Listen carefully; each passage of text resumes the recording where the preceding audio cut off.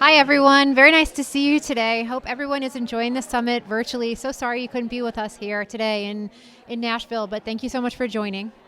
Hi, everybody. I'm so pleased to be able to do this session with Dr. Lovely here, especially in Nashville. So fire away with your questions. Oh, there's Oh, the good. We first have a question question. about Okay. the vaccine. Okay. I'll read the question and ask Dr. Lam. Okay, we were just actually talking about his vaccine trial. So, Tina, thank you for asking this question. So the question is, Dr. Lam, can you tell us how many people in your vaccine trial are doing in terms of side effects? Yeah, no. So that's a great question, Tina. So we were able to start treating patients on our vaccine trial. And just for background, for those who may not be familiar, we have a vaccine trial underway in which we're looking to try to, in essence, immunize our ALK patients who are doing well on their TKI against potential or known acquired resistance mutations. And so we're really excited to report that we've been able to treat our first two patients with a third patient coming up very soon. And what's been very reassuring is that while we were confident that there shouldn't be any untoward side effects in the brain, because there is some low level of ALK expression in the brain. You never know until you actually do it, and so we're very happy to see that that has not been an issue at all in terms of the vaccine experience thus far. And in general, the side effects are really as we expected, which is what we would call sort of local reactions. So redness at the injection sites, and some itchiness, and then also sort of like a COVID vaccine sort of thing, but much less in terms of potential body aches and chills for in some cases. So overall, really a great start, and we're excited to treat the rest of the patients, and we'll hopefully have amazing results to report shortly. So, Dr. Lam, there's lots of questions on your vaccine trial, which is amazing. And everyone who's watching this has been such an incredible labor of love for Dr. Lam. So huge, huge kudos to him for bringing this trial to fruition for the patients. He's laughing, but this is has been his labor of love for many, many years. I can't tell you how many hours, days, weeks, months, years he's put into this. So it is an amazing, amazing feat to bring this to the patients. So, Dr. Lam, how does your vaccine work, and what kind of vaccine is it? Yeah, so no, I'm just sort of taking a moment here because it's really been a fruition of development efforts over the past 4 or 5 years. But I would be remiss not to mention the person who's actually sitting off camera, Amanda Nerstad, and other ALK patients who are really the driving force behind actually getting this study up and going. So, I can't think of a better example of patient-led, patient-directed partnership, in research. So thank you all for that. I know many of you online have contributed as well. So the vaccine is a peptide vaccine. It's different from an mRNA vaccine. We can go into some of those distinct differences potentially later, but these are sort of common vaccine constructs that are currently being used. And as I had mentioned earlier, it's meant, so in contrast to the other vaccine efforts that have been in development for the past few decades, where we've admittedly have had limited success, our approach here is really to try to target the vaccine in the setting where there's minimal residual disease. So patients who are doing well on their ALK TKI in terms of their cancer, not in patients who have actively progressing disease. And so this is really an emerging area in terms of research and other potential interventions and therapies to see if we could potentially take advantage of this really unique time period to potentially even bend that survival curve towards a cure. And this sort of leads to this breakthrough cancer effort that has been mentioned, today, and we'll have a different dedicated session on it later this afternoon that Christine is also helping lead, actually. And so it's really exciting because the vaccine is just one of the ways that we're looking at to try to consolidate the gains from the TKI and see if we can actually turn this into a chronic condition or a cure. So Vincent, so many questions and great questions on this is this why this is so groundbreaking is like, let's take the offensive instead of always taking the defensive, right? For treating ALK. Can you, one of the questions is, how is the effectiveness of the vaccine going to be measured? Yeah. Thanks for highlighting that question, Christine. I mean, because that's one of the key challenges of actually doing a clinical trial in this setting where many of our patients actually don't even have evidence of disease on their CT scan. So, traditionally you would actually, to see whether or not a drug or an intervention worked, you would see whether or not the tumor shrank, but it's hard to do when there is no tumor on the CT scan. And so how we are measuring success is really by using surrogate measures of efficacy. And some of these surrogate measures include the blood levels or activity of the vaccine-specific immune response. So basically, are there specific T cells, your cancer-fighting cells, that are now awakened and around as a result of the vaccine as compared to before you were vaccinated, and these T cells are specific to what we're vaccinating against.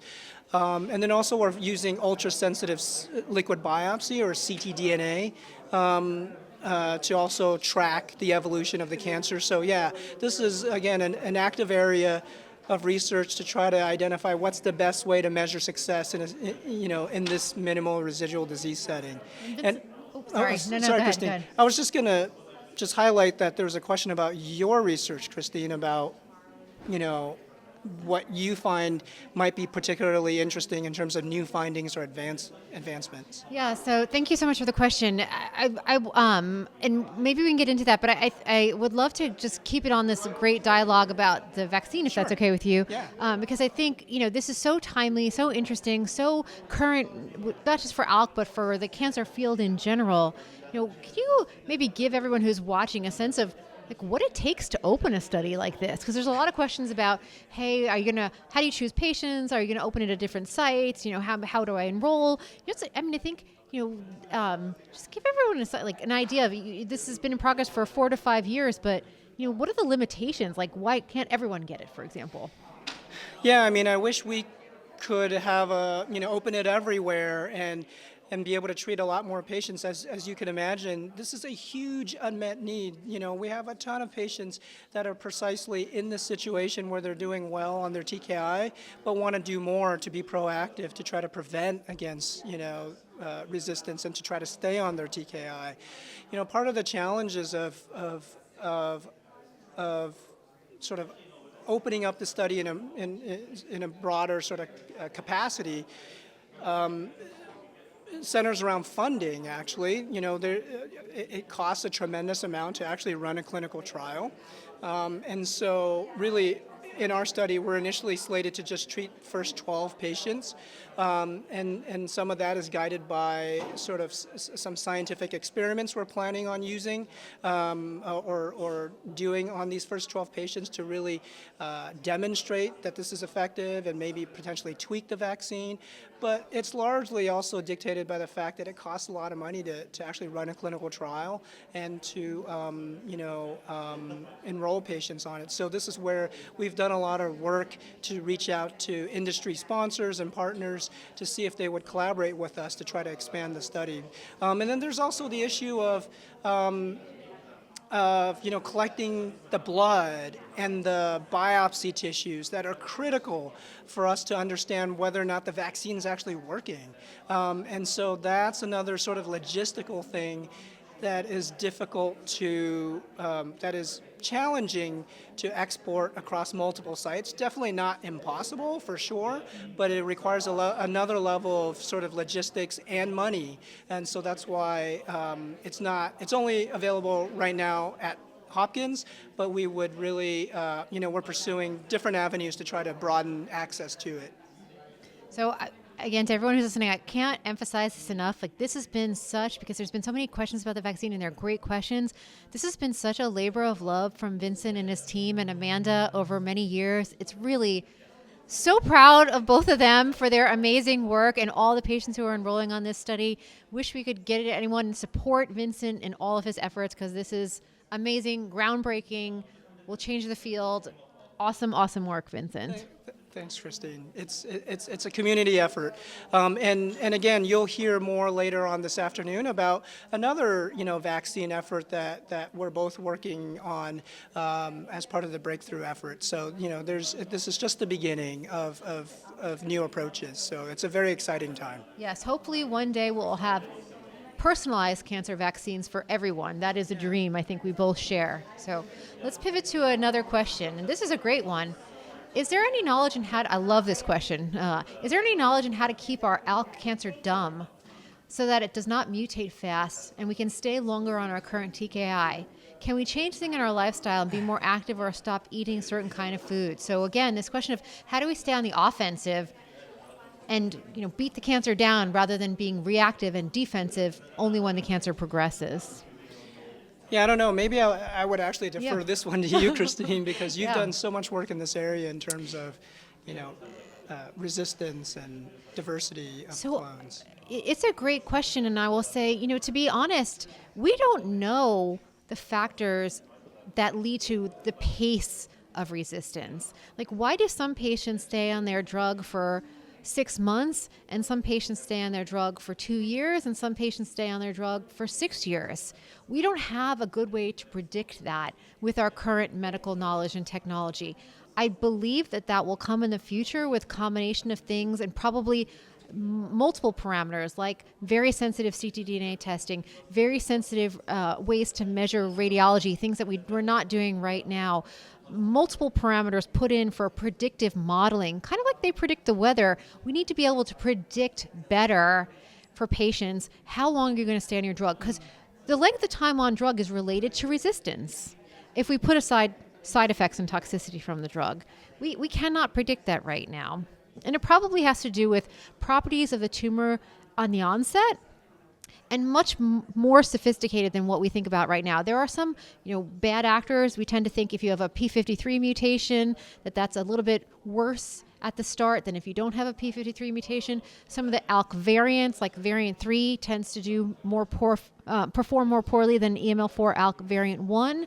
But even these very simplistic things are not good enough to help us predict for every patient long term. What we will ultimately like to do is say, hey, I see 10 patients with ALK positive lung cancer. They all go on the same drug, and I'm able to predict how long each patient is going to be able to stay on that drug. So we can either intensify our therapy for patients who need more than a single agent ALK drug, or de-intensify therapy for patients who are going to be fine long-term on just an ALK drug. We cannot do that with current technology.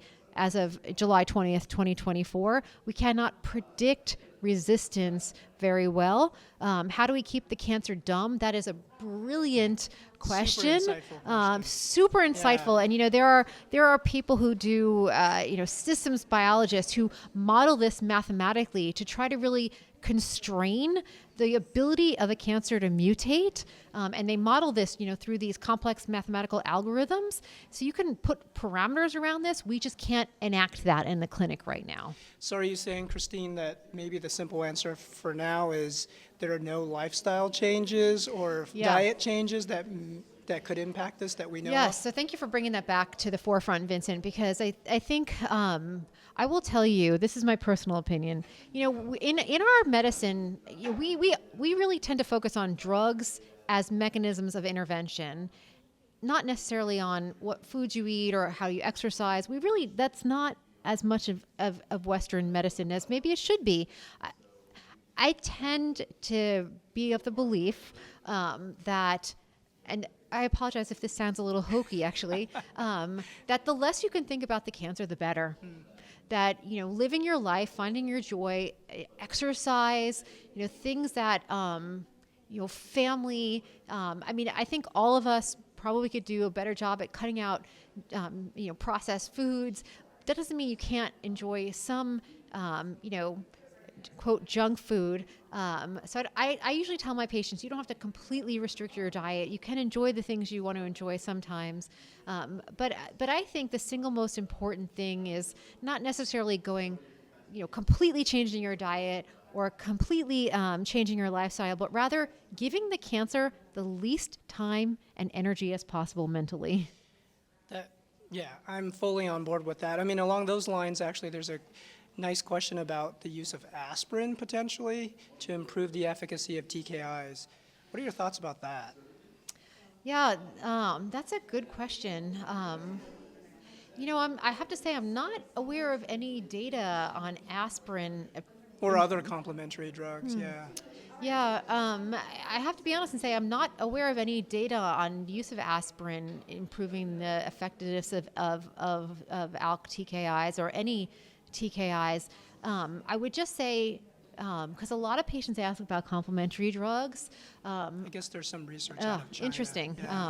Yeah. I'm not aware of those data. A lot of patients are on aspirin for cardiovascular risk reduction. I would just say what's very important for any drug, whether it's a prescribed drug or something you're taking over the counter, is please make sure your doctor knows about them, because there are drug-drug interactions are real.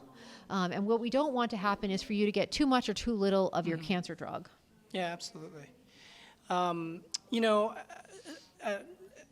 As with Christine, I'm not exactly familiar with the aspirin data for TKIs, especially the more recent data that you may be referring to.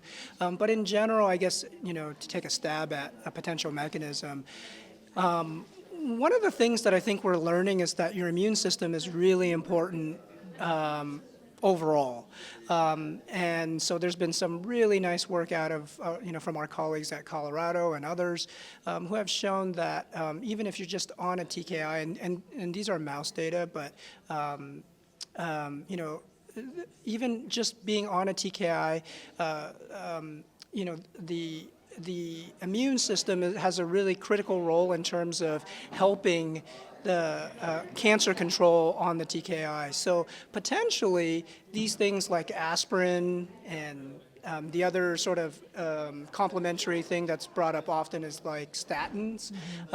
Potentially maybe those help because it just decreases inflammation overall, and generally inflammation, as a broad, very simplified comment, is not a friend to anti-cancer the immunotherapeutic state. So, I could posit that as one potential mechanism, but yeah. I would just comment, going back to the earlier question too, is, exercise decreases inflammation. Yeah, absolutely. I would say things like, a great exercise, reminder. Walking is probably the most effective exercise for all of us. Incredibly important, and not just for cancer, but for cardiovascular health, for bone health, just for our overall mobility as we age. These are things we should all be doing more of. We tend to sit at computers a lot in modern times. Sleeping, things that everyone can do better, and particularly cancer patients. Sleep is incredibly important, also linked to reduced inflammation. So, sometimes the things that actually help the most are the things that are maybe the most obvious that we also tend to forget about the most. Yep. Walking, sleeping, simple exercise, all incredibly important. I mean, to underscore that point, actually, there's been many different studies to try to identify if there's a specific dietary, intervention that could be helpful in terms of cancer treatment. The only thing that's actually been shown definitively with prospective high-quality data is actually exercise in terms of improving survival in cancer. So that's a great point. Dennis. Hey, Dennis. Dennis, thanks for the questions.